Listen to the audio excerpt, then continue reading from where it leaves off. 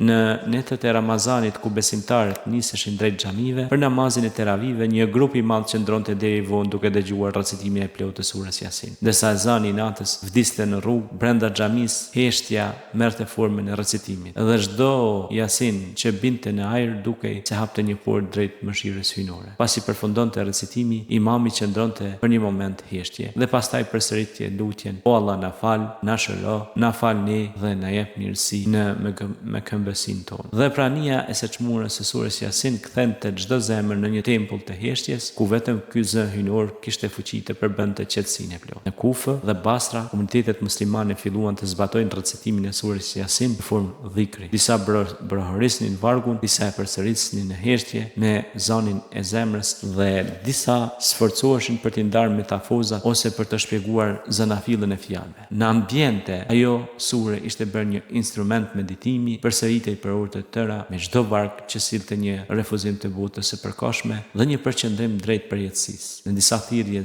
dhikri, recitimi i surës Yasin kombinohej me terma, të cilët krijonin një urë lidhëse pra të studimit të kësaj sure në mënyrë të sofistikuar. Shkollat e mëdha të jurisprudencës si Hanefi, Maliki, Shafi, Hambeli përfshinte hadithet lidhur me recitimin e surës Yasin në librat e tyre të fikut, duke vërtetuar nga transmetimet sahih se pejgamberi kishte vlerësuar atë sure me shpërblime të veçanta. Hadithi kush e reciton surën Yasin në mbrëmje do të ketë mëshirë nga Allahu gjatë natës, u bë bazë për ritual mbrojtje dhe pastrim shpirtëror në skemat e mbrojtjes së shtëpive dhe të banesave. Periudhën e rilindjes islame, studiuesit e mëdhenj të tezavufit dhe tefsirit zbërthyen surën Yasin në komente të detajuara, ku shpjegonin çdo qasje gramatikore, leksikore dhe mistike. Ata argumentonin se cili varg ishte muqim në kuptimin e mbajtjes së zemrës se cilit subhanahu. Për gjysmë e thanë se një realitet eksplicit, çdo krijesë është e varur nga krijuesi në çdo frymëmarrje. Në shumë libra u rekomandu recitimi me zë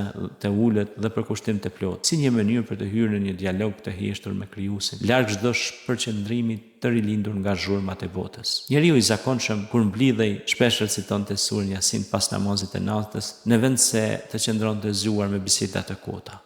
Ajo sure u bë një burim qetësie për zemrat e shqetësuara, në netet e gjata, kur humbeshin të dashurit, kur veset e përditshme rëndonin shpirtin, secili varg i surës Yasin sillte një lutje të brendshme, pengonte rënien në dëshpërim. Në zonat bregdetare të Yemenit, peshkatarët e kanë recituar të përgjithshme zëri për të mbrojtur gjatë udhëtimeve në mes dallëve, sepse besonin se lidhja e zemrës me fjalët hyjnore mund të futej në çdo qelizë që përjetonte dridhjen natyrore të ujit. Edhe në kohët moderne, surja Yasin ruan vendin e saj të bekuar në jetën e muslimanëve.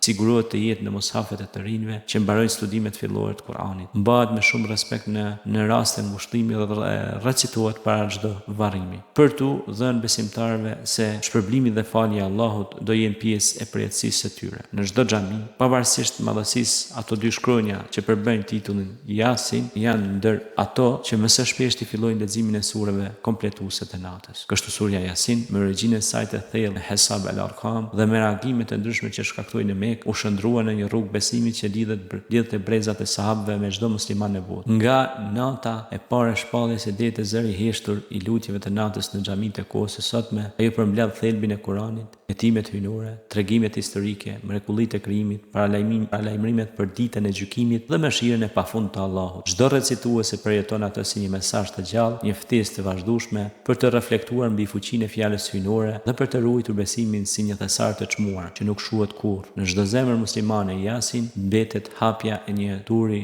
të përjetshëm shpirtëror, një thirrje që nuk do të shuhet derisa të ketë krijimi dhe derisa tek tërë krijimi të rikthehet kuptimit të vërtetë. Kur Allahu i ngjall të gjithë. Surja Yasin është zemra e Kuranit dhe leximi i saj ka shpërblime të mëdha.